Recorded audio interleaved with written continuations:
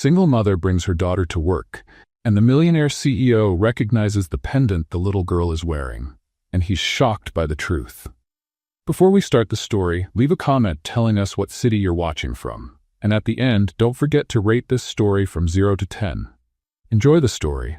"Mom, can I put my drawing in the window?" Sophie asked, already running around the elegant cafe in the lobby of the Parker Tower before even hearing the answer. "Sophie, stay close to me." Kate tried to grab her, but the girl was already crossing the polished lobby, chatting with security guards and receptionists as if they were old friends. The sound of expensive shoes echoed through the hall. Daniel Parker, CEO of Parker & Co., was striding quickly across the space, phone pressed to his ear, clearly in a hurry. As he bent down to pick up the pen he had dropped, he came face to face with Sophie. "Hi," she said, grinning from ear to ear.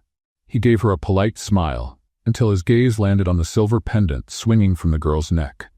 A circle with a small engraving, impossible to mistake. Daniel's heart skipped a beat. A distant summer flashed in his mind. Laughter by the shore, a young woman with sparkling eyes, and him placing that very pendant around her neck, before saying goodbye, not knowing they would never see each other again. His voice came out lower than he meant. "Where did you get that necklace?" Sophie blinked, innocent. "Mom gave it to me. She said it's important."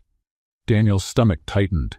He had to find out who this girl's mother was, and whether she was the same woman he had never been able to forget. He stood still for a few seconds, watching Sophie run back toward the cafe. The pendant kept swinging, each movement stirring memories he had tried to bury for years. Taking a deep breath, he followed her, trying to look casual as he walked toward Manhattan Brews. Through the glass doors, he saw a woman behind the counter. Brown hair pulled into a messy bun, navy blue uniform, moving quickly as she filled orders. Even from the back, something about her posture felt familiar. When she turned, Daniel felt the air leave his lungs. Kate, no doubt about it.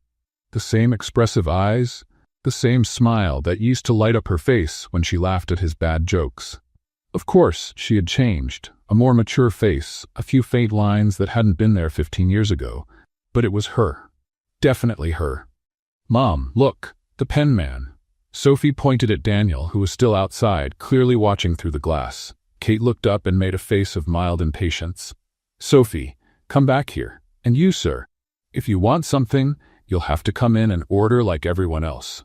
Daniel pushed the door open, trying to seem natural. He walked up to the counter with what he hoped was a charming smile, but Kate had already turned her attention back to the espresso machine. "Good morning. One Americano, please," he said, trying to make eye contact. "Size?" Kate asked without looking at him, busy filling another cup. "Large." "And it's a beautiful morning, isn't it?" Kate finally met his eyes, her expression making it clear she saw him as just another board executive trying to make small talk. "Sir, it's 8:59 in the morning. I've got 15 orders in line and a daughter running loose. If you want to talk about the weather, I suggest you call the meteorology service." Some customers in line chuckled quietly. Daniel felt his face warm, but he pressed on. "Of course, sorry. It's just that your daughter is very sweet. She reminds me of 350. Kate cut him off, handing him the cup. Next, at that moment, Sophie came running with a tray of sugar she had grabbed from a nearby table. In her rush to show Daniel she could help Mom, she bumped into his arm just as he was about to take a sip. Hot coffee spilled across Daniel's white Italian shirt, a brown stain spreading quickly over the expensive fabric. A few customers gasped, and Sophie's eyes went wide. "Oh no, I'm sorry." Daniel expected Kate to shower him with apologies and offer to pay for dry cleaning. Instead, she simply reached under the counter, pulled out a clean apron, and handed it to him. "Here. It'll look better than that shirt all messed up," she said with an amused smile. "Besides, now you have a legitimate excuse for being late to your meeting." "How do you know I have a meeting?" "Because every man in a suit who comes rushing in here at 9 in the morning has a meeting. And they're usually the same ones who try to talk about the weather when it's obvious they're just trying to impress someone." More laughter from the customers. Daniel, holding the apron, wasn't sure if he should be annoyed or impressed by her reply. "Sophie, next time you want to help, ask first," Kate told her daughter, but without harshness. "Now go play with your drawings while Mommy works." Is he going to be mad at me? Sophie asked, looking at Daniel with big eyes. No, sweetheart. Daniel crouched down to her level. It was an accident. Accidents happen. Sophie smiled in relief and ran to a corner table where paper and colored pencils were scattered. Daniel turned back to Kate, who was already working on the next order. Thanks for the apron. You're welcome. And next time, drink your coffee more carefully, or keep your distance from my daughter when she's in helper mode. Daniel laughed, tying the apron over his stained shirt. Noted. On the 47th floor of the Parker Tower, Daniel was trying to focus on the quarterly presentation happening in an hour, but his eyes kept drifting to the window that overlooked the cafe below. Even from that height, he could see the activity at the entrance of Manhattan Brews. It couldn't be a coincidence. Kate, living in New York, working in the very building he passed every day, with a daughter wearing the pendant he'd given her 15 years ago. The odds were astronomical. Marcus, he called through the intercom. His assistant appeared at the door in seconds, tablet in hand and wearing his usual efficient expression. I need you to discreetly look into someone. Marcus raised an eyebrow but didn't comment. In 5 years working for Daniel, he had learned not to ask unnecessary questions. Kate. Daniel realized he didn't know her last name. The woman who works at the cafe downstairs, brown hair, has a young daughter. I want to know where she lives, how long she's worked here, her family situation, the basics. Understood. When do you need it? Yesterday. Marcus nodded and left. Daniel looked back out the window, drumming his fingers on the desk. If it really was her, why hadn't she recognized him? Or had she, and she was pretending not to? And the daughter. How old was she? 6, 7. A knot tightened in his stomach. He did a quick calculation in his head and didn't like the answer. Meanwhile, at the cafe, Kate was fighting her own battle. Rodriguez. Margaret's sharp voice, the supervisor, rang out across the place. My office. Now. Kate sighed, asked Jenny, the other employee, to keep an eye on Sophie, and followed Margaret into the small back room. Sit, Margaret ordered, crossing her arms. She was a woman in her 50s, always wearing an expression like she'd just sucked on a lemon. How many times have I told you this is no place for a child? Margaret, I explained. The babysitter canceled last minute and I couldn't miss work. I don't want to hear your excuses. This is a business, not a daycare. And now your daughter is spilling coffee on customers. Kate felt irritation rising. It was an accident, and the customer didn't complain. Doesn't matter. Either you fix the situation, or you'll need to find another job. And let me tell you, jobs for people without a college degree aren't exactly easy to come by. The comment about her degree felt like a punch to the gut, but Kate kept her face neutral. Over the years, she had learned that showing vulnerability to people like Margaret was like handing them ammunition for more attacks. I understand your position, Kate said, standing. Can I get back to work now? Margaret waved dismissively, and Kate left the room. Outside, she noticed some nearby customers had overheard the conversation. Her face grew warm with embarrassment. Hey, don't let her get to you, said a man in his 40s, sipping a cappuccino. I've got 3 kids. I know how hard it can be. That's true, agreed a woman at the next table. That woman treats everyone badly. The other day she was super rude to me because I asked for a different type of milk. Thank you. Kate smiled, genuinely touched by the solidarity. You're very kind. Your daughter is adorable, said another customer. She came over to show me the picture she drew. A family of 3 holding hands. Very sweet. Kate looked over at Sophie, who had returned to her table and was now drawing intently, her tongue sticking out in concentration. Her heart warmed, and she decided that, for today, that was what mattered. Sophie does that a lot, she told the customers. I think she wants to be an artist when she grows up. Or a diplomat. The man laughed. She convinced the security guard over there to let her use his pen to draw. Kate looked and saw Sophie showing something to the guard, who smiled and waved at her. Even in difficult circumstances, her daughter managed to brighten people's days. It was a gift Kate envied. Marcus returned to Daniel's office 2 hours later, his tablet loaded with information. I got the basic details, he said, placing the tablet on the desk.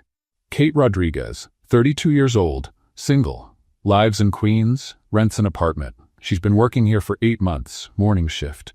Also works part-time at a laundromat 3 blocks away. One child, Sophie Rodriguez, 6 years old. Daniel skimmed the information quickly. Nothing about the girl's father? Not in the records. From what I could quietly find out, she's been raising her daughter alone from the start. And the pendant the girl wears? Marcus frowned. Pendant? Never mind, Daniel muttered, realizing how odd that sounded. Anything else? Just that she seems to be a good employee. Never missed a day, never late, and customers like her. Aside from today's incident with the supervisor. What incident? Marcus recounted the conversation he'd overheard about Margaret threatening to fire Kate because of her daughter. Daniel felt a pang of guilt, since technically the whole thing had started when Sophie spilled coffee on him. Anything else? Only a personal observation. Marcus hesitated. This kind of digging into employees, it's not your usual style. Mind if I ask why? Daniel looked out the window again. Down below, he could see Kate wiping tables in the cafe's outdoor seating area, Sophie playing nearby. It's complicated, Marcus, and maybe I'm imagining connections that aren't there. The pendant could be common, Marcus said, as if reading his thoughts. Jewelry stores sell thousands just like it. Daniel nodded but wasn't convinced. Something about the way Sophie had said, "Mommy gave it to me and said it's important," kept echoing in his mind. And now, watching Kate from a distance, all the memories of that long-ago summer came rushing back. He needed to be sure, one way or another. Over the next 3 days, Daniel developed an odd routine for a CEO, heading downstairs to stretch his legs every day between 10 and 10:30 in the morning, exactly when Sophie was most energetic and chatting with everyone in the cafe. On Monday, he arrived while she was explaining to an elderly customer why cats were better than dogs. On Tuesday, she was teaching a businesswoman how to make paper airplanes out of napkins. And on Wednesday, she had convinced 2 security guards to join a drawing contest. "You again?" Kate said when she saw him approaching the counter for the 3rd time that week. "Let me guess, large Americano?" "Actually, today, I'll have a cappuccino," Daniel smiled, watching Sophie, who had just figured out how to make the sugar dispenser play music by tapping it with a spoon. "Your daughter is very creative." "That's a polite way to put it," Kate laughed, grabbing a cup. "Sophie, stop making music with the utensils." "But it sounds nice, Mom. Listen." Sophie tapped out a rhythmic beat that was surprisingly melodic.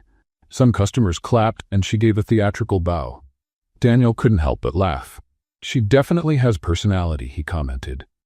Kate studied him for a moment. "Can I ask you something? Why does a man like you keep showing up here? I mean, I'm sure you have plenty of coffee options in the city." Daniel felt his face warm. "A man like me? You know, rich, important, probably has an assistant who can fetch coffee for him." Kate finished making the cappuccino and set it on the counter. $5.75.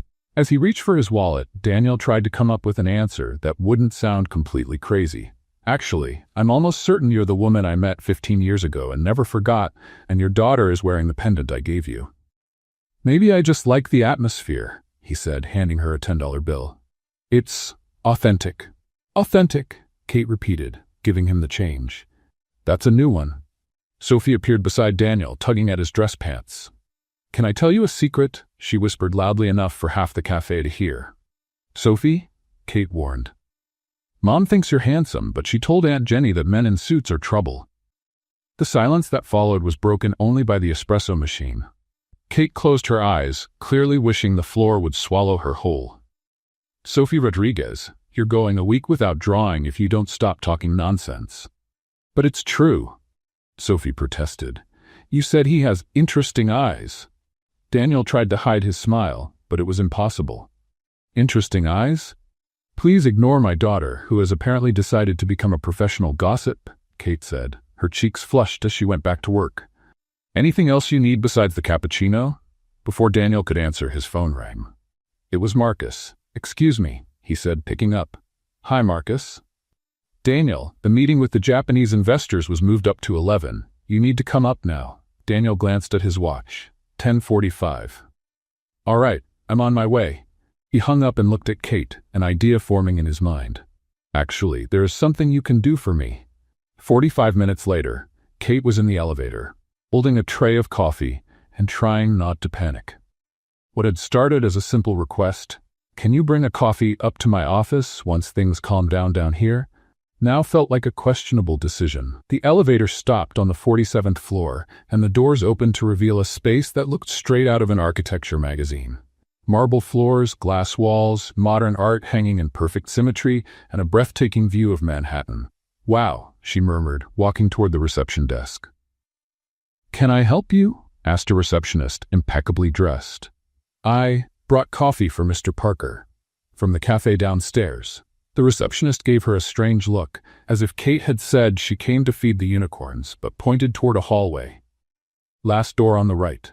Kate walked down the corridor, taking in the expensive paintings and plants that probably cost more than her monthly rent. She stopped in front of a massive wooden door with a gold plaque. "Daniel Parker, CEO." She knocked lightly. "Come in," came his voice from the other side. Kate pushed the door open and almost dropped the tray. The office was larger than her entire apartment. Floor-to-ceiling windows offered a panoramic view of the city. There was a sitting area with Italian leather sofas, and Daniel's desk was a one-of-a-kind glass and metal piece that probably cost more than her car. "Wow," she said without thinking. "This is... wow." Daniel was on the phone, but motioned for her to come in.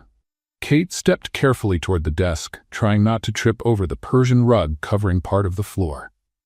"Yes, I understand," Daniel was saying into the phone. "Confirm for Monday, then." He hung up and smiled at Kate. "Thanks for coming up. You can set it right here on the desk." Kate stepped closer to the desk, which was covered in papers, 2 open laptops, and several expensive pens scattered around. She tried to find a free spot for the tray when her eyes landed on a framed photo. A younger Daniel, on some beach, smiling at the camera with his arm around her. The shock made her hands wobble, and the tray tilted. The sugar packets she had brought scattered, some falling directly onto the open laptop keyboard. "Oh no," she exclaimed, trying to grab them. "I'm so sorry. Don't worry about it," Daniel said quickly, standing to help. "It's nothing." But Kate barely heard him. Her eyes were locked on the photo. It was her, no doubt. Younger, with longer hair, wearing a blue blouse she remembered perfectly. And next to her, a younger Daniel, with the same smile he was trying to hide now. "Kate, are you all right?" Before she could answer, the office door opened and a woman walked in without knocking. Tall, blonde, wearing a tailored suit that probably cost more than Kate's monthly salary.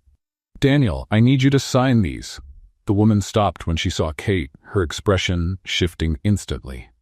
"Oh, Veronica," Daniel said, and Kate caught a note of tension in his voice. Kate was just bringing coffee. Veronica looked Kate up and down with an expression that was somehow both condescending and territorial. "Kate," she repeated slowly. "Kate Rodriguez?" Kate blinked in surprise. "You know me?" "Of course I do." Veronica smiled, but it wasn't friendly. "You used to live on Maple Street, right? 2 houses down from my cousin Lucia. I was there all the time." Kate's stomach tightened. Maple Street had been where she lived during her teenage years, in a small house she shared with her mother and 2 brothers. They weren't memories she liked to revisit. "That was a long time ago," Kate said carefully. "It was," Veronica agreed, stepping closer. "Funny how people change, isn't it? Some for the better, others," she shrugged. "Well, at least you managed to get a job downstairs." The implication was clear, and Kate felt her face grow hot with indignation. "Veronica," Daniel began, but she ignored him. "It's interesting," Veronica went on, toying with an expensive pen. "A girl from Maple Street now personally bringing coffee to the CEO. Some might say that's convenient." "What exactly are you implying?" Kate asked, dropping any pretense of politeness. "I'm not implying anything," Veronica said with an innocent smile. "I just find it curious how certain people always seem to find ways to get close to successful men. Especially single mothers who need to support their children." The silence that followed was tense. Kate felt anger rising in her chest, but before she could answer, Daniel stepped between them. "Veronica, that's enough." "Relax, Daniel," Veronica laughed. "I'm sure Kate understands I'm just making an observation. After all, it's not the first time I've seen this kind of strategy." Kate picked up the empty tray and headed for the door. "My coffee's paid for and delivered. Can I get back to work now?" "Kate, wait," Daniel called, but she was already leaving. Out in the hallway, Kate took a deep breath, trying to steady the trembling in her hands. The photo on Daniel's desk, Veronica's poisonous comments, the way he had been showing up at the cafe every day, something very strange was going on. And Kate had the feeling she was being manipulated in a way she couldn't quite understand yet. Kate had barely reached the ground floor when she heard the sharp sound of high heels quickly coming down the emergency stairs. Veronica burst into the lobby like a blonde hurricane, clearly determined not to let the conversation end upstairs. "Kate," she called, loud enough for half the cafe to look over. "You forgot to bring your tray back." Kate stopped, realizing several people had paused their conversations to watch. Among them, she recognized a few executives who frequented the cafe and some regular customers. "Thank you," Kate said simply, holding out her hand to take the tray. But Veronica wasn't interested in a quiet exchange. Instead, she raised her voice even more. "You know, folks," she said to the growing audience, "I just witnessed something very interesting upstairs. Our cafe employee here had a private meeting with the CEO." Kate felt her stomach drop. "It wasn't a meeting, I just delivered coffee." Of course, Veronica laughed. "That's what they all say. I was just delivering coffee." Funny how these coincidences always seem to involve women who are, how shall I put it, in need. A murmur started to ripple through the crowd. Kate saw Jenny, her coworker, step out from behind the counter with a worried expression. "Excuse me?" one of the executives asked. "What exactly are you talking about?" Veronica smiled like a cat that had found a mouse. "Well, isn't it obvious? A single mother, working 2 jobs, suddenly gets direct access to the CEO's office. Do you think that's professional?" Kate felt her face burn, but forced herself to stay calm. "Can I know what your problem is with me?" "My problem?" Veronica feigned surprise. "I have no problem at all. I just think it's interesting to observe how some people operate, especially when they have children to support and, well, few options." "Hold on," a regular customer, Mrs. Chen, stood from her table. "What exactly are you implying?" "I'm not implying anything," Veronica said, raising her hands dramatically. "I'm just saying it's curious how certain women always find ways to get close to men with money, especially when they're desperate." The tense silence was broken by a laugh. To everyone's surprise, it came from Kate. "Wow," she said, shaking her head. "You really practiced that speech in the mirror before running down here, didn't you?" A few customers chuckled quietly. Veronica frowned. "Excuse me?" Kate crossed her arms and smiled. "I'm just impressed by your level of dedication. I mean, you ran down the stairs, everyone saw you out of breath, just to make a scene about me taking coffee upstairs. That's intense." More laughter now, louder this time. Veronica's face began to turn red. "I'm not making a scene." "You're not?" Kate looked around. "Because where I come from, when someone puts on a show like this in the middle of a cafe, we call it drama. Or maybe envy? Hard to tell." "Envy?" Veronica nearly shouted. "Of you?" "I don't know," Kate shrugged. "You're the one who chased me down here to talk about my life. I didn't chase you to talk about yours." The impromptu audience began murmuring their approval. Jenny started clapping slowly, and others joined in. "Look," Kate continued, "I don't know what your history with Mr. Parker is, but I can assure you it has nothing to do with me. I work here, I do my job, and I go home to take care of my daughter. If that bothers you so much, maybe the problem isn't me." "You don't know anything," Veronica exploded. "You don't know Daniel like I do. Women like you always show up trying to take advantage of successful men. Women like me?" Kate repeated, her voice turning colder. "Who work honestly to support their children." Just then, Sophie came running from the children's playground in the cafe's courtyard. She had heard raised voices and came to investigate. "Mom?" she asked, sensing the tension. "Why is everyone staring?" Veronica saw an opportunity and pointed at the little girl. "And there's the proof. A child without a father being raised by a mother who clearly can't manage without—" "Stop!" Sophie shouted, startling everyone with the strength in her small voice. "Stop yelling at my mom!" She planted herself in front of Kate, fists clenched, wearing a furious expression that was almost comical on her 6-year-old face. "My mom is the best mom in the world," Sophie went on, her voice carrying across the cafe. "She works really hard to take care of me, and you're a mean person for talking like that." A collective awe rippled through the crowd. Veronica, clearly not expecting to be challenged by a child, hesitated. "Sophie, honey?" Kate began, trying to calm her. But Sophie wasn't done. With the straightforward logic of a 6-year-old, she looked around at all the watching faces and made a decision that would change everything. "And besides," she said, pointing at Daniel, who had just stepped out of the elevator after hearing the commotion, "my daddy is going to be really mad if you keep yelling at my mommy." The silence that followed was absolute. Every person in the cafe turned to stare at Daniel, who froze in the middle of the lobby as if he'd been hit. Kate felt the blood drain from her face. "Sophie, don't."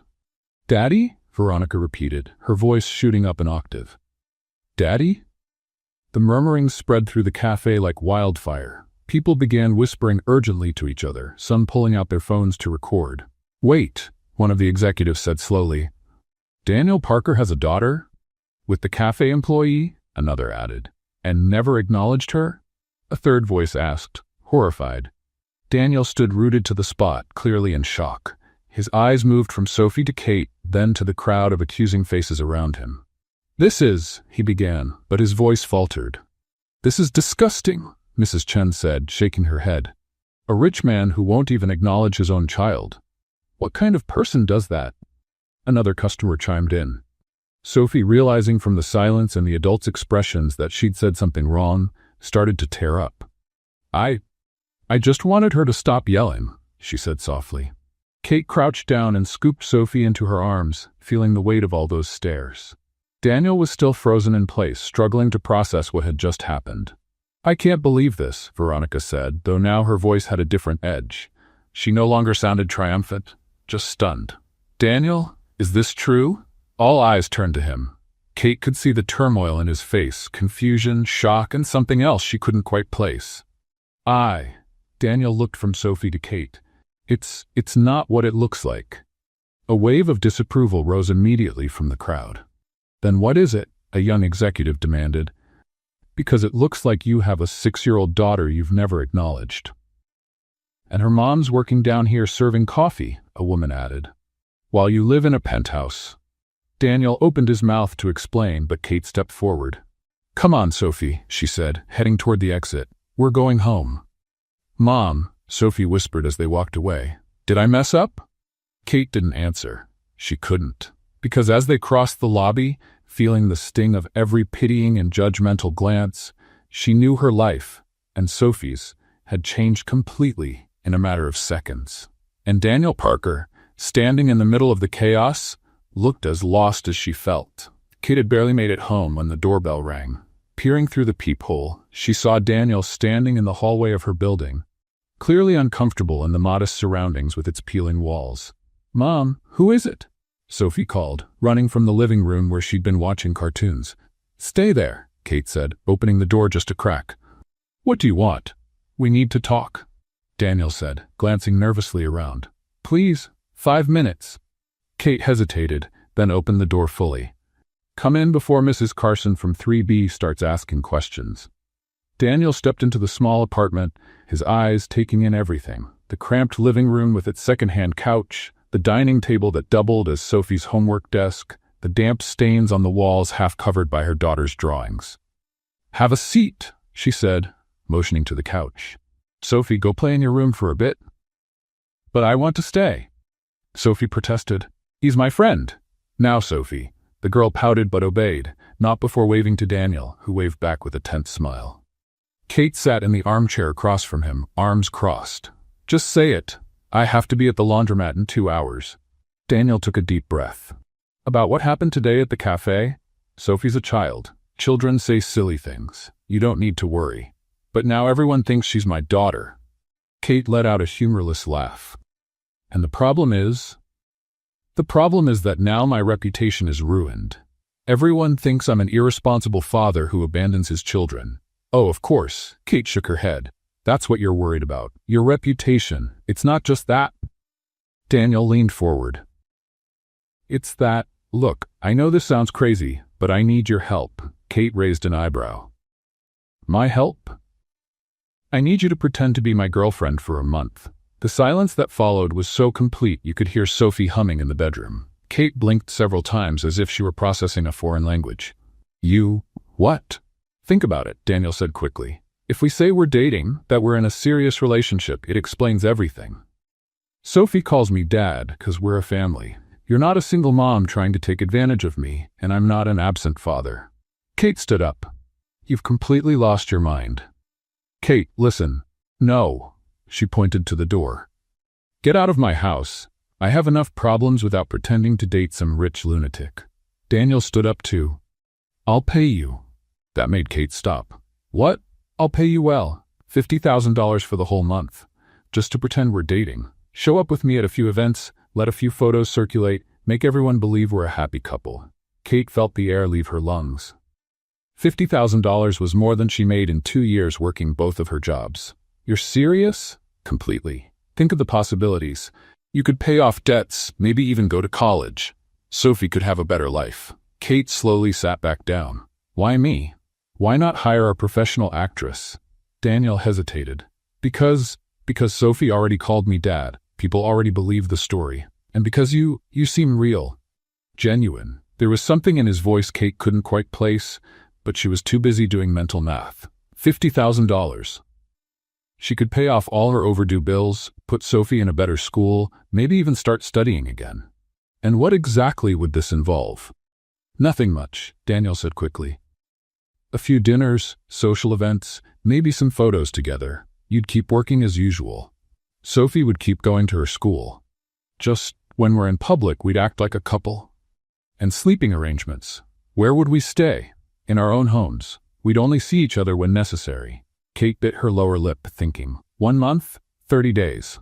After that, we break up amicably and go our separate ways. You with $50,000 in the bank.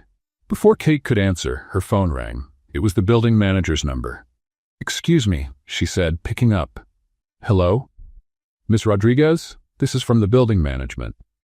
We have an update about the rent adjustment. Kate's stomach tightened. What update?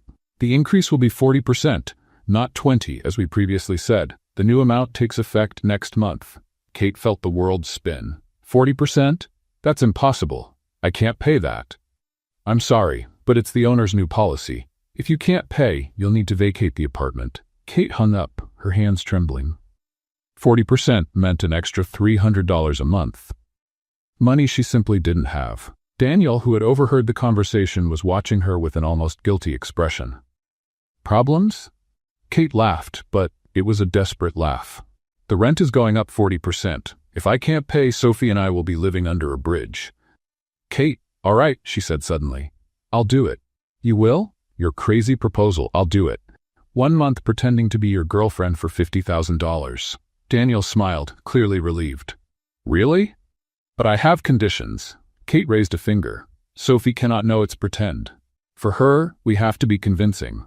And the second you do anything that hurts or confuses her, the deal is over. Of course, I completely agree. And no, nothing physical beyond what's absolutely necessary to convince people. Obviously.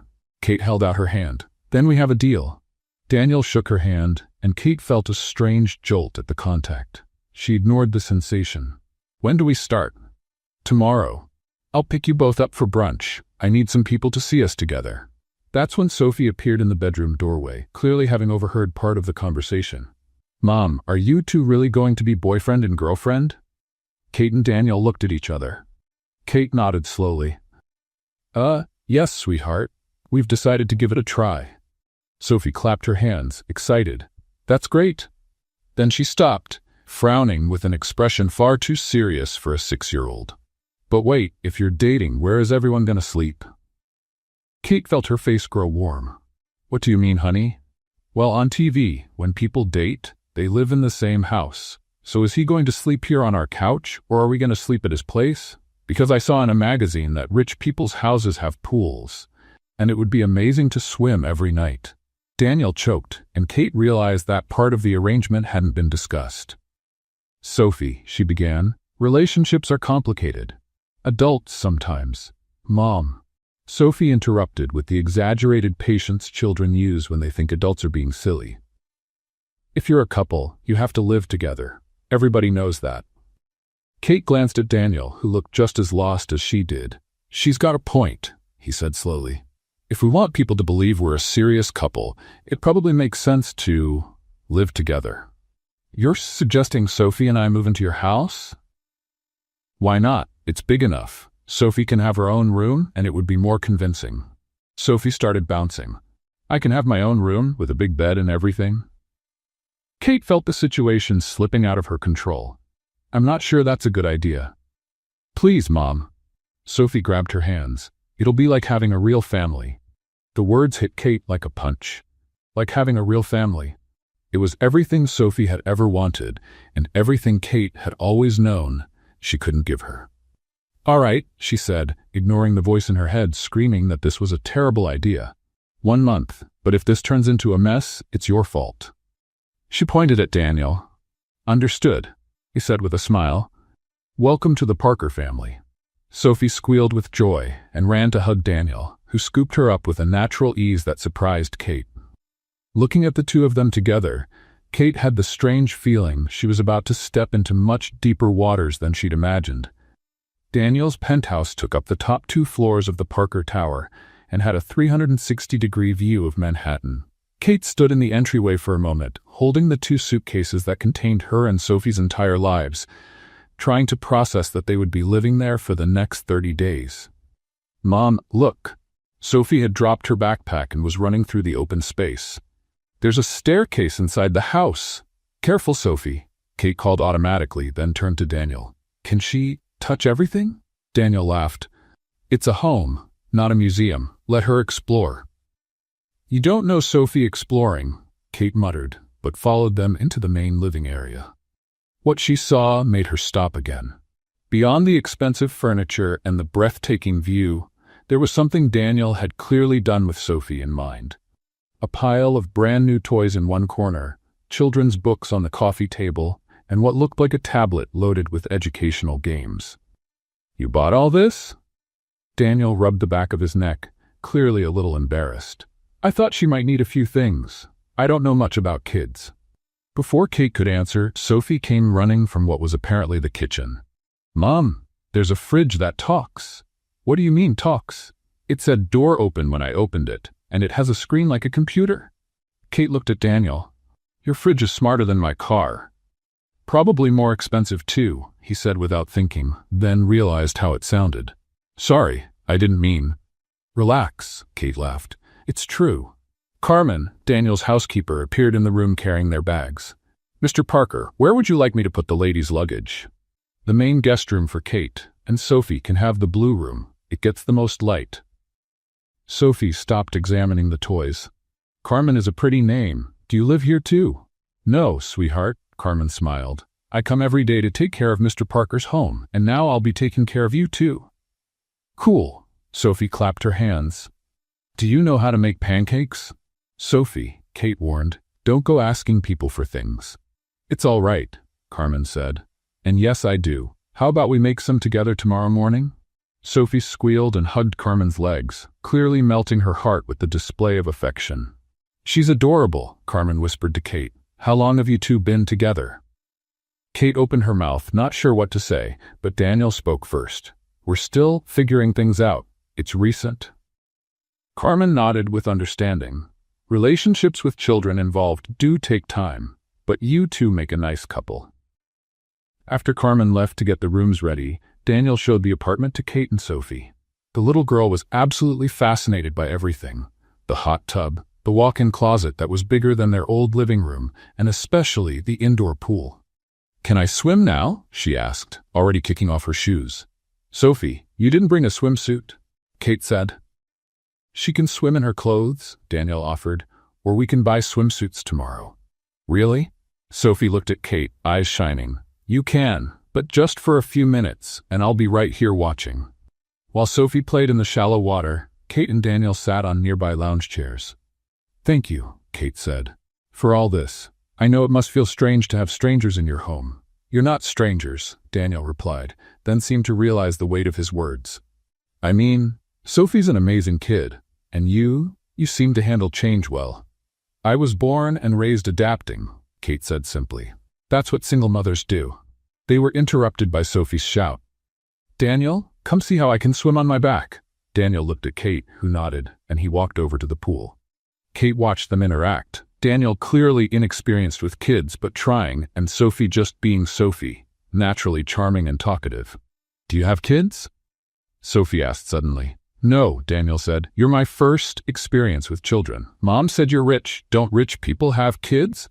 Kate nearly choked on her water. "Sophie?" "It's a fair question," Daniel laughed. "And the answer is, some do, some don't.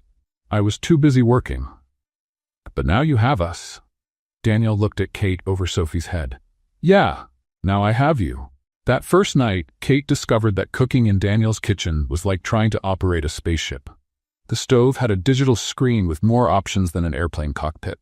The fridge actually spoke every time someone came near it, and there were gadgets she couldn't even guess the use of. "Need help?" Daniel asked, finding her standing in front of the oven, clearly lost. "How do you turn this thing on?" Kate pointed at what looked like an oven, but had so many buttons it could have been a lab device. Daniel stepped closer, and she caught the scent of his cologne, something expensive and masculine that made her stomach give a small jolt.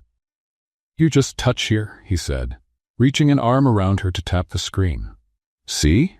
Then you set the temperature here and the time here." Kate was very aware of how close he was. "This is more complicated than my job. You'll get used to it, or you could ask Carmen to cook." "No," Kate said firmly. "I'm not turning into some spoiled princess just because I'm living in a penthouse for a month." Daniel smiled in a way that made her heart speed up. "I admire that about you." Before Kate could ask what he meant, Sophie came running in.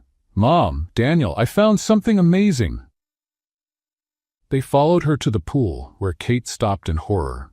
Sophie had found the laundry detergent kept in a laundry room next to the pool area and dumped half of it into the water. The pool was now filled with foam, looking like a giant bubble bath.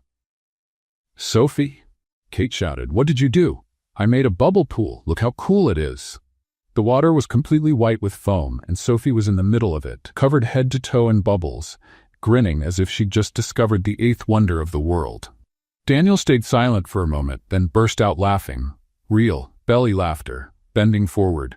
"I don't see what's so funny," though she was struggling not to laugh herself. "How are we going to clean this up?" "I have no idea," Daniel said between laughs. "But I have to admit, it's creative." Sophie dove under and came up completely covered in bubbles. "Do you guys want to come in? It feels amazing." "Absolutely not," Kate said, but couldn't help laughing when Sophie made a foam angel, moving her arms and legs as if she were in snow. "It's going to take hours to get all this foam out," Daniel said, still laughing. "I'll clean it," Kate sighed. "It's my fault for not keeping an eye on her." "We'll clean it," Daniel corrected. "She's our responsibility now, remember?" By the third day, Kate was starting to get used to the strange routine of living in a penthouse when Daniel had an important video conference. He'd asked her and Sophie to stay in their rooms during the meeting, but Sophie had other plans. Kate was in the bathroom when she heard Daniel speaking in formal English to what were clearly important people. Seconds later, she heard Sophie. "Hi," the girl's cheerful voice rang through the office. "Are you Daniel's friends?" Kate rushed out of the bathroom and found Sophie sitting on Daniel's lap, waving at the computer screen, where several people in suits stared back with surprised expressions. "Sorry," Daniel said to the screen, clearly embarrassed. "This is Sophie?" "I'm his daughter," Sophie announced happily. "Well, not really yet, but he's dating my mom, so it's going to be like he's my stepdad." Kate could see the faces on the screen shift from surprise to interest. A woman smiled. "How sweet. How old are you, dear?" 6.5, Sophie held up her fingers. "And Daniel is really nice. He let me swim in his pool and didn't get mad when I put soap in the water." "Sophie," Kate appeared on the screen, pulling the girl away. "Sorry, Daniel." She slipped away. "Hi, Mom," Sophie waved. "I'm meeting Daniel's friends." One of the men on the screen laughed. "Looks like you've got your hands full, Parker." "Yeah, right," Daniel smiled, running a hand through his hair. "Sorry for the interruption." Once Kate got Sophie out of the room, Daniel returned to the meeting, but he could still hear his colleagues' comments about how refreshing it was to see him in a family moment and how adorable Sophie was. That night at dinner, Kate watched Daniel and Sophie chatting about the drawings she had made during the day. There was something different about the way he looked at them, more attentive, more affectionate. "Mom, tell Daniel about the pendant," Sophie said suddenly. Kate felt her blood run cold. "Sophie?" "She said it's really special," Sophie went on, unaware of the tension she had just created. "It was from someone very important." Daniel stopped cutting his food, his eyes fixed on Kate. "Really?" Kate nervously adjusted the pendant around Sophie's neck, avoiding his gaze. "It's a family heirloom." "What kind of heirloom?" Sophie leaned forward, eager to tell the story. "Mom said someone very special gave it to her when she was young, and one day, when I'm older, she'll tell me the whole story." Daniel set his fork down. Kate could feel his eyes on her, but she couldn't look at him. "Must be an interesting story," he said slowly. "It is," Sophie agreed. "Mom always gets this strange look when she talks about it, like she's sad and happy at the same time." Kate finally met Daniel's eyes and saw something there that made her heart race. Recognition, certainty, and something else she couldn't quite name, but that made her feel like she was 18 again, in love with a boy she knew she could never have. "Sophie," she said quickly, standing up, "how about we get some ice cream and watch a movie?" "Yay." Sophie jumped up and ran to the living room. Kate began clearing the plates, but Daniel gently caught her wrist. "Kate," he said softly, "we need to talk." She swallowed hard. "About what?" "You know what?" Kate pulled her arm back gently. "I don't know what you're talking about." But as she followed Sophie into the living room, she knew her time was up. Daniel had figured out the truth. And now she wasn't sure if she was pretending to date her daughter's father or the man who had broken her heart 15 years ago. Or worse, if they were the same person. "I can't wear this," Kate said for the 5th time, looking at the navy blue gown Daniel had sent over. "It costs more than my car." "You don't have a car," Sophie pointed out from Kate's bed, watching her get ready for the charity gala. "And it's really pretty." "She's right," Daniel said from the bedroom doorway. "You look beautiful." Kate turned toward him, adjusting the neckline for the 100th time. The dress really was stunning. Fabric that felt like water sliding over her skin, a cut that flattered her curves without being revealing. But it also cost more than she made in 6 months. "I'm sure I'm going to spill something or tear something." "You won't," Daniel said, stepping closer and, much to her surprise, tucking a loose strand of hair back into the elegant style Carmen had insisted on. "You're going to be perfect." His touch was so gentle, Kate felt her skin tingle. "How can you be so sure?" "Because," he said, lowering his voice, "you've always been perfect at everything you've done." Kate looked at him, sensing there was more meaning behind those words than she was ready to face. "Am I going to?" Sophie asked hopefully. "No, honey," Kate said, snapping out of her thoughts. "You're staying with Carmen. She said you two are going to make cookies. Can I make some for you to take to the party?" "You don't take cookies to a gala," Daniel laughed. "But you can make some for when we get back." Sophie clapped her hands and ran off to find Carmen. Kate was left alone with Daniel, suddenly very aware of how close they seemed in that moment. "Ready?" he asked, offering his arm. "As ready as anyone can be to pretend to be a millionaire's girlfriend at a party full of important people," Kate sighed, taking his arm. The charity gala was being held in the grand ballroom of the Plaza Hotel, and Kate had never seen so much luxury in one place. Baccarat crystal chandeliers hung from the ceiling, tables were covered in linens that probably cost more than her old rent, and the guests looked as though they'd stepped straight out of a fashion magazine. "Breathe," Daniel whispered when he felt her stiffen beside him. "They're just people. People who could buy my whole life with the change in their pockets," Kate murmured back. "People who are dying to meet the woman who captured Manhattan's most eligible bachelor," a warm female voice said behind them. They turned to find an elegant woman in her 50s, wearing a genuinely friendly smile. "Daniel, dear, aren't you going to introduce me?" "Of course," Daniel smiled. "Elizabeth Morrison, this is Kate Rodriguez." "Kate, Elizabeth is the president of the foundation we're supporting tonight." "It's a pleasure to meet you," Elizabeth said, extending her hand. "I have to say, Daniel has been completely different since you two have been together. I've never seen him so human." Kate laughed, relaxing a little. "He's still learning to live with a 6-year-old. Yesterday, Sophie convinced him to have a pillow fight." "A pillow fight?" Elizabeth laughed out loud. "Daniel Parker and a pillow fight?" I'll need photos to believe that. Please don't give her any ideas, Daniel said, but he was smiling. As the night went on, Kate was surprised to find she was actually enjoying herself. People were warmer than she expected. Her stories about Sophie brought genuine laughter. And Daniel was the perfect date. Attentive without being overbearing, including her in conversations, always with a hand on her back or touching her arm in a natural way. "You're a natural at this," he said when they had a quiet moment at the bar. "A natural at what?" "At making people feel good. Look around," he gestured subtly. "Everyone you've spoken to is smiling more than when they arrived." Kate glanced around and saw he was right. "It's just being friendly." "No, it's more than that. You have a gift." Before Kate could ask what he meant, the music shifted to something slower and more romantic. "Want to dance?" Daniel offered his hand.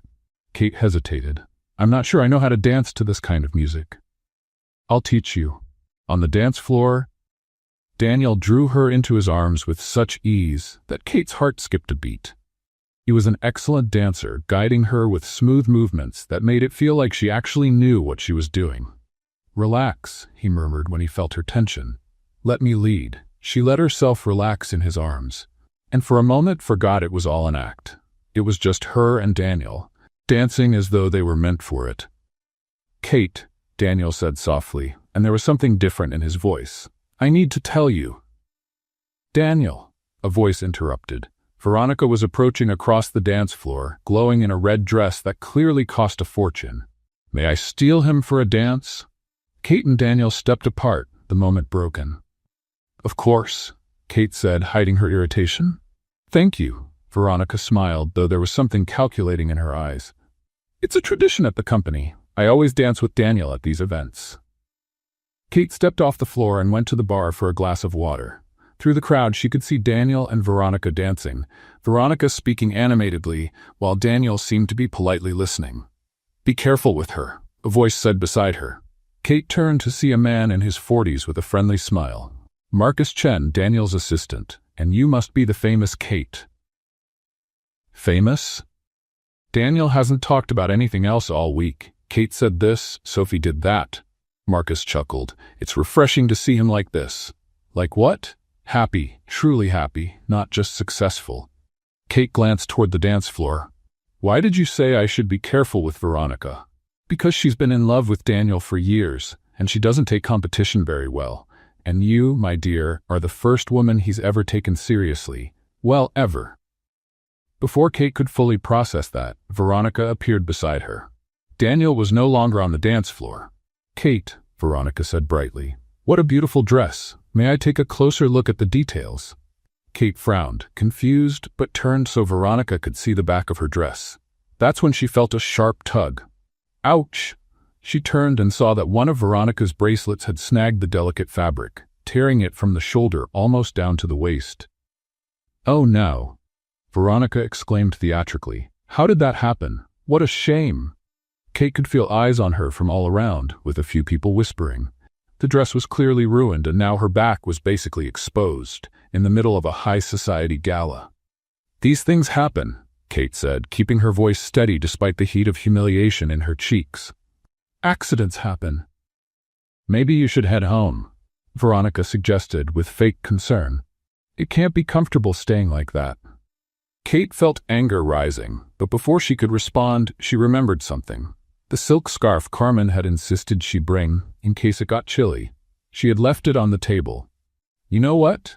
Kate said loudly enough for several people to hear. "You're right. This is uncomfortable." She walked to her table, grabbed the golden scarf, and, in front of at least 50 people, tied it creatively around her torso, turning the ruined dress into something that looked intentional. The gold silk contrasted beautifully with the navy blue, creating a unique, elegant look. "There," she said, returning to where Veronica stood. "Much better. Thanks for the suggestion." The people nearby started clapping. A woman stepped forward. "Dear, that's brilliant. Where did you learn to do that?" "Necessity," Kate smiled. "When you have a 6-year-old daughter and a tight budget, you learn to improvise." More applause followed. Soon, Kate was surrounded by people asking about her styling techniques and praising her creativity. In the crowd, she caught a flash from a camera.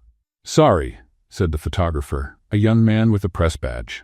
For the Times Society column, may I have your name?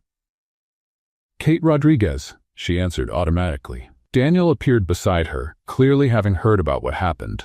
Are you okay? He asked, placing a protective arm around her. I'm great, Kate smiled, and realized it was true. Actually, I'm having fun.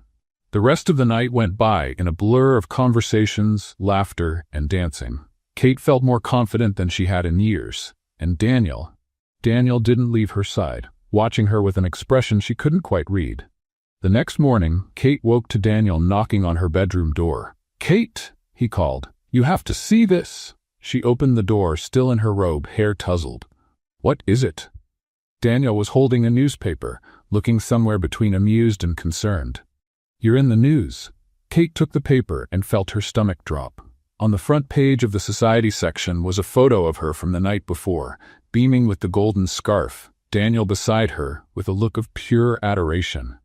The headline screamed, CEO finds love with mysterious single mother, the modern Cinderella who stole Manhattan's heart. Oh no, Kate whispered. Oh yes, Sophie said, running in already dressed and clearly excited. Carmen said you're famous. Can I go to school and tell everyone my mom's in the paper?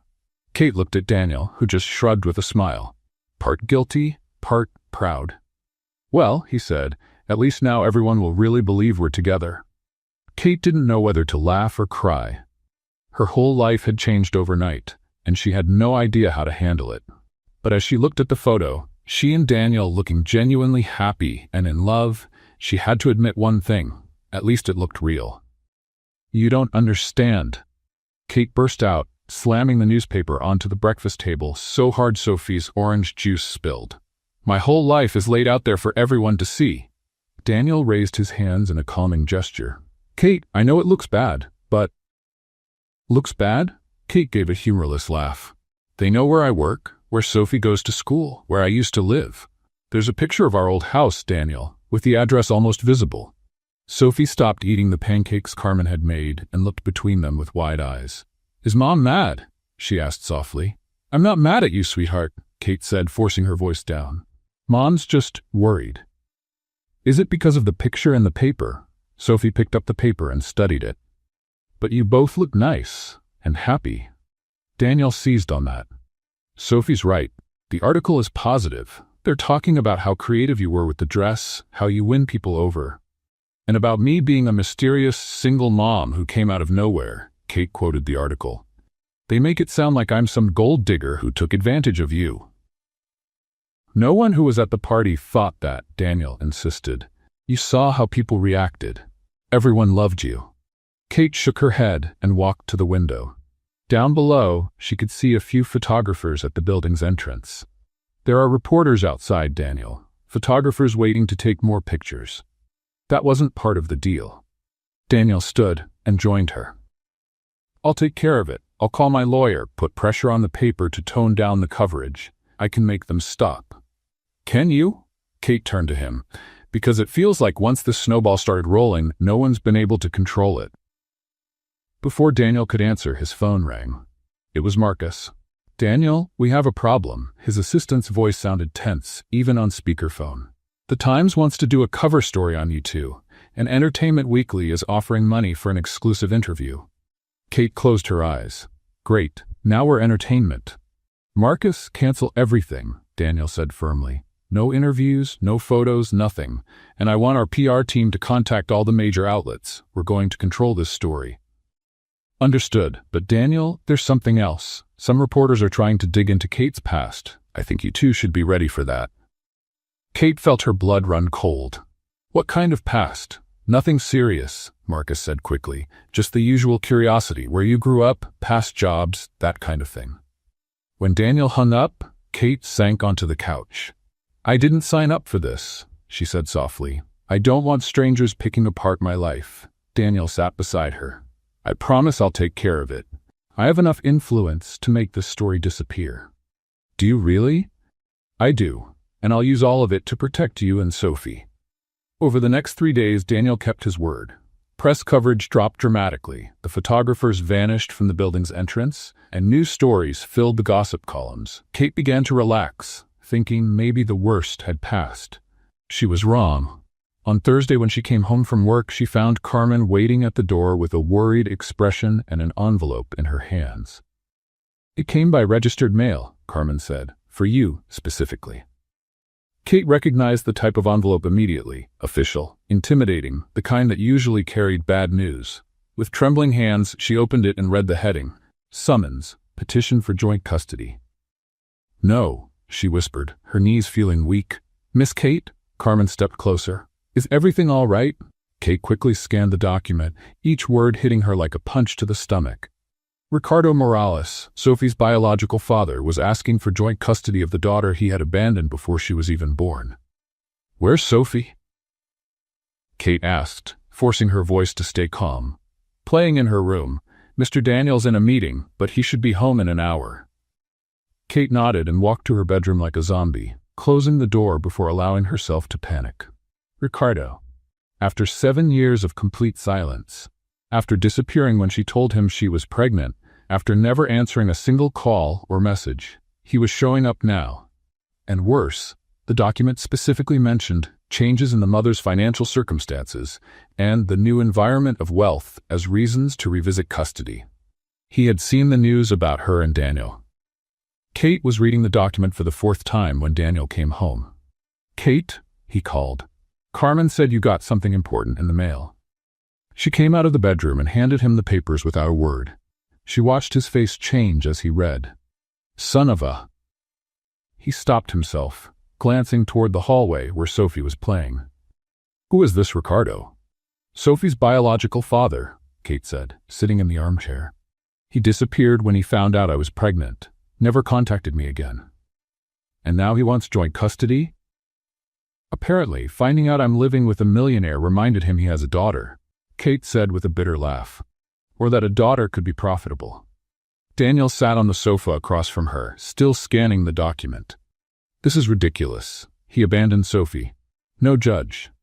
"You don't know the system, Daniel," Kate interrupted. "Biological fathers have rights, even when they're terrible people, and he has a good lawyer from the looks of it." "How do you know?" Kate pointed to the letterhead on the page. "Chapman and Associates. They're expensive. Very expensive. Someone's paying for this." Daniel frowned. "You think?" Before he could finish the question, the intercom rang. Carmen answered. "Mr. Daniel?" Her voice sounded nervous. "There's a man downstairs saying he needs to speak to Miss Kate about Sophie. He doesn't seem well." Kate and Daniel exchanged glances. It was almost midnight. "What's his name?" Daniel asked. "Ricardo Morales. And he's agitated, Mr. Daniel. The doorman wants to call security." Kate felt fear rise in her throat. "He shouldn't be here. He has no right to show up unannounced." Daniel was already picking up the phone. "Don't let him up. I'm coming down." "No." Kate grabbed his arm. "I'll go. I'm the one he wants to talk to." "Absolutely not. Not after midnight. Not in the state Carmen described." They were interrupted by Sophie coming out of her room, rubbing her eyes. "Why are you yelling?" she asked. "And who's on the intercom?" Kate and Daniel froze. How could they explain to a 6-year-old that the father she had never met was at the door, drunk? Before either of them could answer, the intercom rang again. This time it was the doorman's voice, clearly alarmed. "Mr. Parker." The man got into the building. "I think he followed someone in. He's coming up the stairs." "Call the police," Daniel ordered. "Now." But it was already too late. They heard heavy footsteps in the hallway, then pounding on the door. "Kate." Ricardo's voice echoed in the hall. "I know you're in there. I came to get my daughter." Sophie hid behind Kate, clearly frightened. "Mom, who is that man?" More pounding on the door, now harder. "Kate, open this door," Ricardo shouted, his voice slurred from alcohol or drugs. "You think you can hide my daughter from me? You think just because you're living with some rich guy you can keep me from seeing her?" Daniel positioned himself between Kate, Sophie, and the door. "Stay behind me," he whispered. "I saw the pictures." Ricardo kept yelling. "My daughter in the paper, living in a penthouse. You had no right. She's my daughter." Sophie started crying softly. "Mom, I'm scared." Kate scooped Sophie into her arms, her heart pounding so hard she was sure the little girl could hear it. "Carmen, take Sophie to your room and lock the door," Kate said quickly. "I don't want to go." Sophie sobbed. "I don't want the angry man to take you away." The pounding grew more frantic. "Open this door or I'll break it down," Ricardo roared. I came to get what's mine. You can't hide her from me forever. Daniel grabbed the phone and called building security directly. Penthouse apartment. We have an agitated man trying to break in. Where's the police? On the way, Mr. Parker. 2 minutes. 2 minutes that felt like forever, with Ricardo shouting threats outside, Sophie crying in Kate's arms, and Daniel standing like a guard between his makeshift family and the danger. When they finally heard sirens and police voices in the hallway, Kate knew her life had changed forever, again. And this time, she wasn't sure Daniel, or anyone, could protect them from what was coming. Ricardo's shout stopped abruptly when the officers' voices echoed in the corridor. Kate heard a commotion outside, orders being given, Ricardo mumbling protests, and finally the sound of handcuffs. Mr. Parker? An authoritative voice called from the other side. NYPD. Is everything okay in there? Daniel looked at Kate, who was still holding a trembling Sophie, before moving toward the door. We're fine, he answered. But I won't open until I know he's been taken away. Understood, sir. The individual is in custody. We'll need a statement.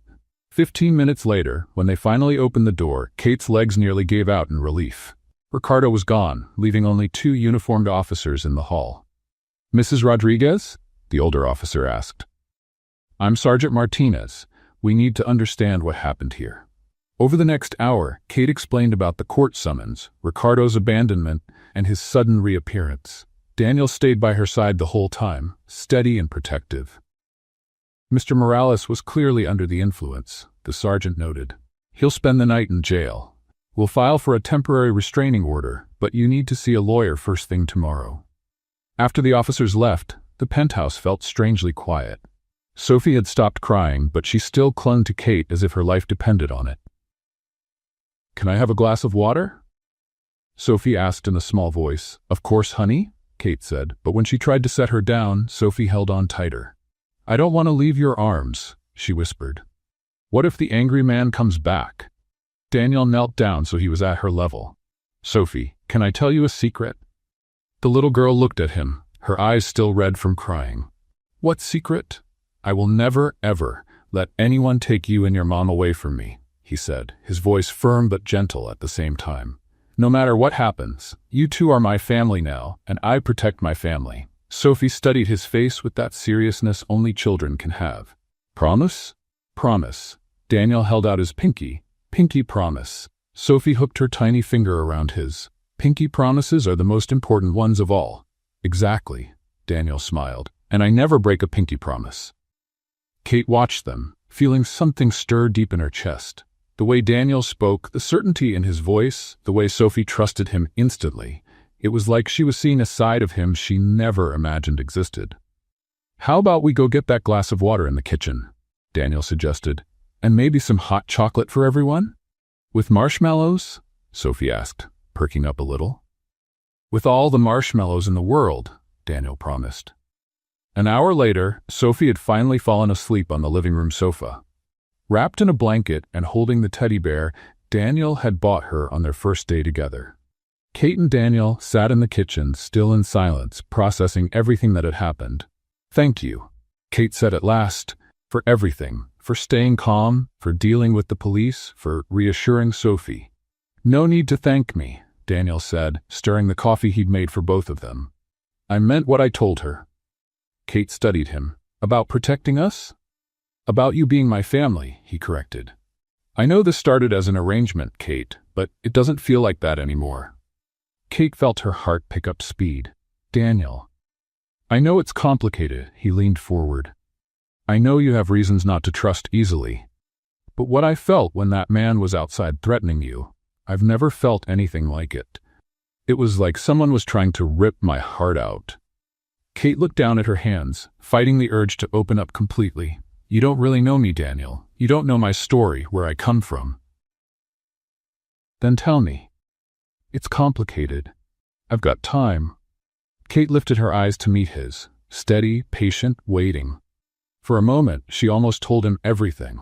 About the summer 15 years ago, about the boy she had loved and lost, about how she had kept the pendant all these years as a reminder of when she believed fairy tales could be real. But then she remembered the difference between them, the temporary nature of their arrangement, the fact that in 2 weeks everything would go back to normal. "Maybe another day," she said softly. "Today was too much already." Daniel nodded, clearly disappointed but respecting her space. "Of course, you must be exhausted." "I am," Kate admitted, standing. "I'll take Sophie to her bed." "Kate," Daniel called as she was leaving the kitchen. "What I told Sophie, it wasn't just to calm her down. I truly intend to protect both of you, from Ricardo, from the lawyers, from anyone who tries to hurt you." Kate looked at him differently then, not just as the wealthy CEO paying for a charade, but as something else, something that both scared and drew her in. "Good night, Daniel," she said quietly, and left the kitchen carrying Sophie. The next morning, Kate woke to the sound of voices in the living room. She recognized Daniel's voice and another she couldn't place. She glanced at the clock, 8:30. Daniel should have been at the office at least an hour ago. She slipped on a robe and stepped out of the bedroom. In the living room, she found Daniel sitting on the sofa with an older man, gray-haired and serious-looking. Papers were spread out on the coffee table. "Oh, Kate," Daniel stood. "This is James Morrison, the private investigator I hired." Kate's stomach dropped. "Private investigator?" "To help with Ricardo's case," Daniel explained quickly. "We need information on him for the custody process." James stood and held out his hand. "Pleasure to meet you, Mrs. Rodriguez. While I was looking into Mr. Morales' background, I came across some interesting information about you as well." Kate felt the blood drain from her face. "What kind of information?" James glanced at Daniel, who gave him a nod to go on. "Well, when I was checking old records, I found some curious connections." James opened a folder. "You lived in Santa Monica during the summer of 2009, didn't you?" Kate slowly sat down. "How do you know that?" "Employment records. You worked at an ice cream shop on the beach," James continued. "And during that time, you spent time at certain places." Daniel was watching Kate closely. "James, could you be more specific?" "You met Daniel that summer," James said plainly. "You spent time together. There are photographs, statements from people who saw you together." The silence that followed was deafening. Kate could hear her own heartbeat in her ears. "And there's more," James went on, pulling something from the folder. "This photo was taken that summer." It was the same picture Kate had once seen on Daniel's desk at the office. Two young people, smiling, arms around each other on the beach, but this time she could clearly see the pendant Daniel was putting around her neck. "The same pendant your daughter wears today," James concluded. Daniel turned to Kate, his expression a mix of realization and relief. "You knew," he said quietly. "From the very first day, you knew who I was." Kate closed her eyes. There was no escaping the truth now. "Yes," she whispered. "I knew." "Why didn't you say anything?" Kate opened her eyes and met his gaze. "Because you were Daniel Parker, a millionaire CEO, and I was Kate Rodriguez, a single mom serving coffee. Because 15 years had passed and we were completely different people by then." "Are we?" Daniel asked, standing and moving toward her. "Because when I look at you, I see the same girl who made me laugh until my stomach hurt. The same one who stayed up all night talking about dreams. The same one you left behind when that summer ended," Kate interrupted, the old hurt rushing back. "The same one who waited for a phone call that never came." Daniel stopped in front of her. "Kate, do you want me to step out?" James asked awkwardly. "Yes," Kate and Daniel said at the same time. Once James left, they just stared at each other, 15 years of unspoken history hanging in the air. "We need to talk," Daniel said. "Yes," Kate agreed. "We do." But before either of them could say more, Sophie came running in from the kitchen, still in her pajamas. "Good morning," she said brightly. "Carmen's making butterfly-shaped pancakes. Come see." Kate and Daniel exchanged a look. The conversation would have to wait. But now, at least, there were no more secrets between them. Daniel spent the rest of the day planning how he would tell Kate everything. After that morning's revelation, he knew he had to explain why he never reached out, why it had taken him so long to acknowledge her, and most of all, how his feelings had grown from simple nostalgia into something much deeper. He had arranged a special dinner in the penthouse. Sophie would spend the night at a school friend's house. Carmen would prepare Kate's favorite dish, and he would finally be honest about everything. About the summer of 2009, about how he had never been able to forget her, about how finding her again felt like fate. But Veronica had other plans. Kate was at the cafe finishing her afternoon shift when Veronica walked in, wearing a look that mixed triumph with fake concern. "Kate, dear," she said, sitting at one of the empty tables, "we need to talk." "If this is about Daniel, I'm not interested," Kate replied, continuing to wipe the counter. "But that's exactly what it's about," Veronica pressed. "About why he really got close to you." Kate stopped cleaning. "What are you talking about? Do you really think it was a coincidence?" Veronica laughed. "Daniel Parker, the most calculating man I know, just happening to show up at the cafe where you work, suddenly taking an interest in you and your daughter out of nowhere? I don't know what you're talking about." Veronica leaned in. "He's always known who you were, Kate, from the very first day. He had you investigated before you two ever met."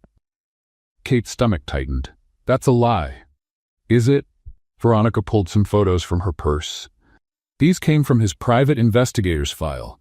Pictures of you from 15 years ago, records from the summer you spent together, all documented before he ever set foot in Manhattan Brews." Kate took the photos with trembling hands. They were of her, young, smiling on the beach with Daniel. But there was a date stamped in the corner.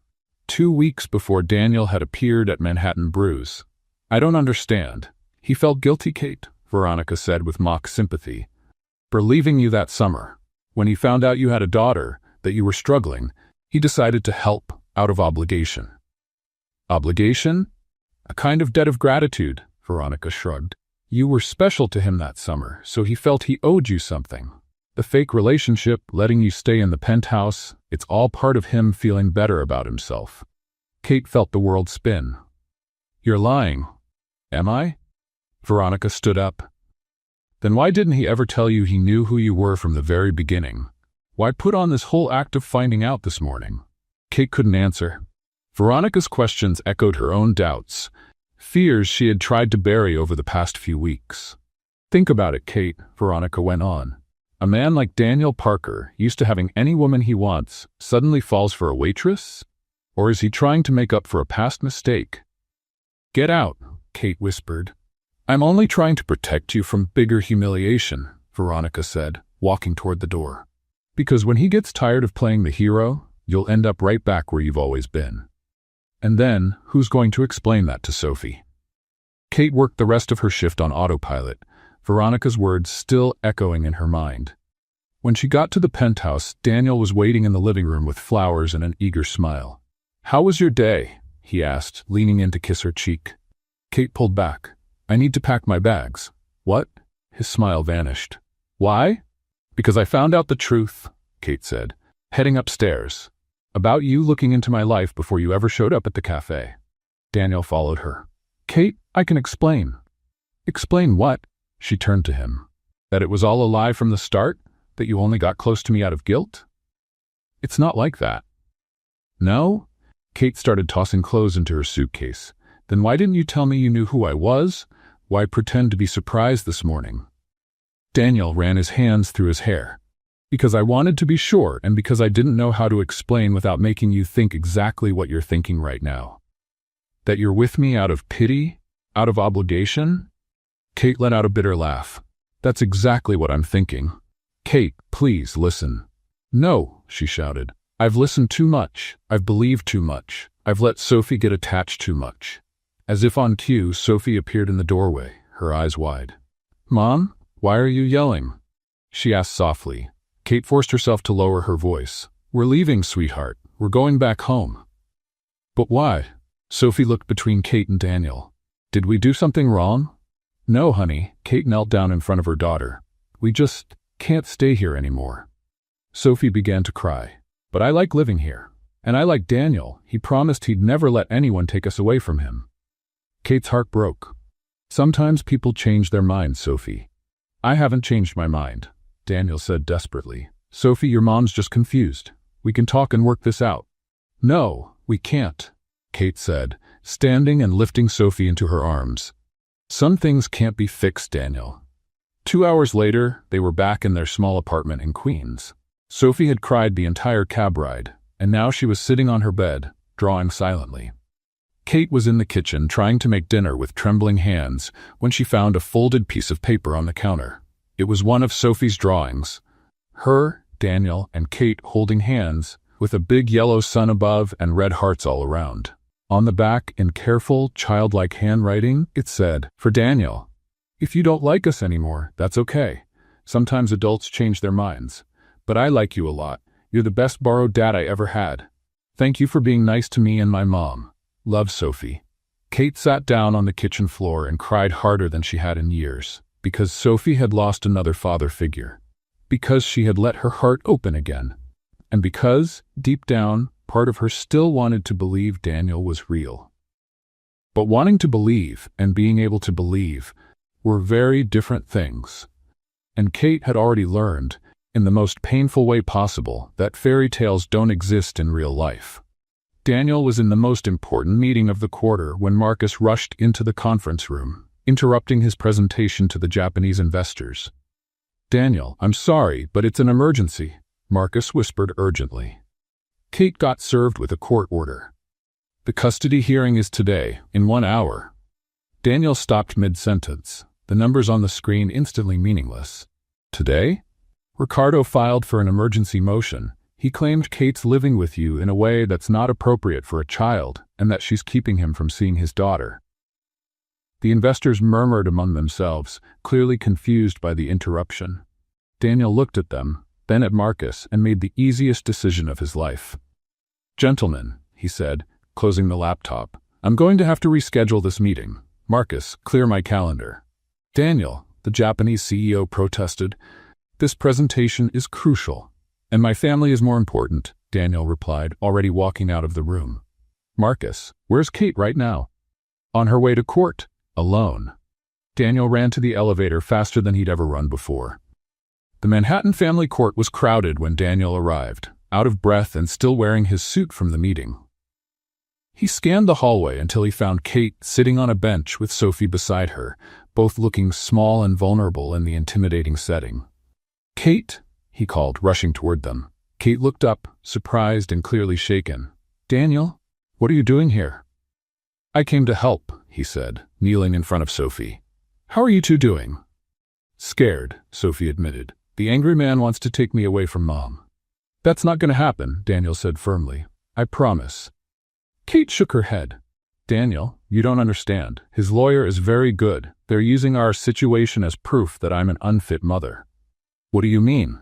"They're saying I expose Sophie to unstable relationships, that I move from place to place chasing rich men." Kate swallowed hard. "And technically, they're not wrong about the instability." Before Daniel could answer, a court officer appeared. "Case Rodriguez versus Morales. Hearing in 5 minutes." Daniel stood. "I'm going in with you." "You can't," Kate said. "You're not family." "Then I'll watch from the gallery," Daniel insisted. "I'm not letting you face this alone." The hearing was a nightmare. Ricardo's lawyer painted Kate as an irresponsible mother who dragged her daughter from one man to another, using Sophie as a way to get money and stability. He presented tabloid photos, the records of her move into the penthouse, and even the incident from the night before, as proof that Kate put Sophie in dangerous situations. Kate tried to defend herself, but she was clearly nervous, and her answers came out jumbled. Ricardo, sober and well-dressed, played the role of the regretful father who wanted to rescue his daughter from an unstable life. Daniel watched from the gallery, feeling more powerless by the minute. When the judge asked if there were any other witnesses, he stood before he could think twice. "Your Honor, may I speak?" The judge frowned. "And you are?" "Daniel Parker. I've been with Kate and Sophie these past few weeks." Ricardo's lawyer smiled. "Perfect." Another witness to show the defendant's poor judgment. "Actually," Daniel said, walking forward, "I'm here to say exactly the opposite." The judge motioned for him to continue. "Go ahead." Daniel took a deep breath. "Your Honor, I've had the privilege of watching Kate Rodriguez be a mother every single day. I've seen her wake up before sunrise to make Sophie a special breakfast, how she works 2 jobs to give her daughter everything she needs, how she reads to her every night, helps with homework, and puts her own needs aside to make sure Sophie is happy and safe." "Objection," Ricardo's lawyer interrupted. "Unqualified witness." "Overruled," the judge said. "Continue, Mr. Parker." Sophie is a bright, happy, well-adjusted child because she has an exceptional mother, Daniel went on. A mother who protected her when this man showed up drunk at our door in the middle of the night, threatening and scaring a 6-year-old child. A mother who put her daughter's safety above everything, above her own happiness. Kate was crying quietly now, taken aback by Daniel's passionate defense. "And what about the accusation of instability?" the judge asked. "Kate Rodriguez is the most stable person I know," Daniel said, looking straight at her. "She's consistent, dependable, and loves her daughter more than life itself. Any instability in their lives was caused by outside circumstances, not by Kate's choices, and no one, absolutely no one, could take better care of Sophie than her own mother." The courtroom was silent. Even Ricardo seemed shaken by the intensity of Daniel's words. The judge made a few notes. "Very well. Given the complexity of this matter, I'm postponing my decision for 48 hours to review all the evidence presented. Court is adjourned." Outside the courtroom, Kate finally found her voice. "Thank you," she said, still with tears in her eyes. "You didn't have to do that." "Yes, I did," Daniel replied, "because everything I said in there was true." Sophie tugged on his sleeve. "You saved us again." Daniel knelt down so he was at her eye level. "You two save yourselves every day just by being who you are." Kate watched him play with Sophie for a moment before speaking. "Daniel, about yesterday. Maybe I overreacted." "No," he stood up. "You reacted exactly the way you should have. I should have told you the truth from the beginning." They walked in silence toward the parking lot, Sophie running a few steps ahead. "Kate?" Daniel stopped. "I need to tell you something about why I never reached out after that summer." "Daniel, you don't have to." "I do," he cut her off. "I was young and a coward. I knew you deserved more than I could give you back then. I told myself I was protecting you, but really I was just being selfish." Kate looked him in the eyes. "I have a confession too. I recognized you the first day you showed up at the cafe." "You did? You've changed, of course, but your eyes—" "They're exactly the same," she said with a sad smile. "I thought about staying away, pretending I didn't know you, but I was going through a rough time, and when you offered me this opportunity, you decided to pretend you didn't know me." "It was easier," Kate admitted. "Safer. Because if you knew who I was, you might pity me, and I didn't want your pity." Daniel stepped closer. "It was never pity, Kate. From that first day, when you scolded me for trying to make small talk about the weather, I knew I was still in love with you." "Daniel, I never stopped thinking about you," he said softly. "Never. You took a piece of me that summer, and now I know I never want it back." Kate felt the tears come again, but this time they were from relief. "I never stopped thinking about you either," she whispered. When Daniel leaned in to kiss her, Kate didn't pull away. The kiss was gentle, carrying 15 years of longing and unfinished promises. "Ew!" Sophie shouted, running back toward them. "You're kissing!" They pulled apart, laughing. "Yep," Daniel said, picking Sophie up. "And if your mom lets me, I'm going to keep kissing her for a long time." Sophie looked at Kate hopefully. "Can I let him, Mom?" Kate smiled, feeling whole for the first time in 15 years. "Yes, you can, sweetheart. You can." 3 days later, Kate was at work when Marcus walked into the cafe with a grin that stretched across his face. "Kate," he called, waving an official-looking envelope. "The judge's decision is here." Kate dropped everything and ran to him, her hands trembling as she opened the document. Her eyes scanned the page until she found the words she was looking for.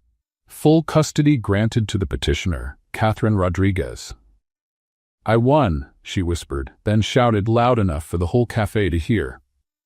The customers burst into applause. Jenny rushed out from behind the counter to hug her, and even Margaret, the grumpy supervisor, was smiling. "The judge said Ricardo showed neither the ability nor the genuine interest to be a father," Marcus explained, and he specifically mentioned Daniel's testimony as a deciding factor. Kate felt tears of relief roll down her face. Sophie was safe. Finally, truly safe. That night, Daniel insisted on celebrating with a special dinner. "But nothing too fancy," Kate warned as she got ready. "Sophie still gets nervous in really fancy places." "Don't worry," Daniel said with a mysterious smile. "It's going to be perfect." The dinner was on the penthouse terrace, but when they stepped outside, Kate froze in surprise. The space was decorated with twinkling fairy lights, rose petals scattered across the floor, and a small table set for three. Carmen, Marcus, and several of Daniel's employees were peeking out from behind plants, clearly part of some plot. "Daniel, what is this?" Before he could answer, Sophie came running out, wearing a new dress and carrying a small velvet pillow. "Mom," she said excitedly, "it's time for the surprise." "What surprise?" Daniel knelt in the middle of the terrace, taking the pillow from Sophie's hands. When he opened it, Kate gasped. Inside was a classic solitaire ring, sparkling under the fairy lights. "Kate Rodriguez," he said, his voice trembling with emotion, "will you marry me?" Kate covered her mouth with her hands, speechless. Sophie was bouncing up and down beside them. "Say yes, Mom. Say yes. We planned everything."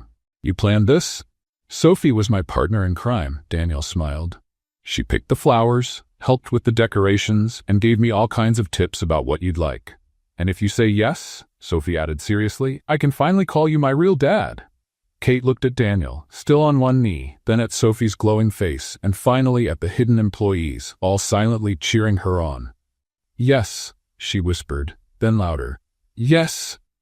The terrace erupted in celebration. Daniel slipped the ring onto her finger with trembling hands, then stood and kissed her as everyone clapped and cheered. "Now we're a real family," Sophie shouted, running to wrap her arms around both of their legs. 6 months later, on that same terrace, now decorated with white and gold flowers, Kate walked toward the makeshift altar where Daniel was waiting. Sophie, as the flower girl, scattered petals in front of her, taking her role very seriously. The ceremony was small and intimate, just family and close friends. When it was time for the vows, Daniel took Kate's hands and spoke the words he had practiced for weeks. "Kate, 15 years ago, I gave you a pendant as a keepsake from a perfect summer. I didn't know then that you would not only keep my pendant, you would keep my heart forever." Kate laughed through her tears. "And I promise never again to pretend I don't know you." When the justice of the peace pronounced them husband and wife, and Daniel kissed her, Sophie couldn't hold back. "Okay, so can I ask for a brother now?" she called out right in the middle of the kiss. The whole gathering burst into laughter. Kate and Daniel pulled apart, laughing too.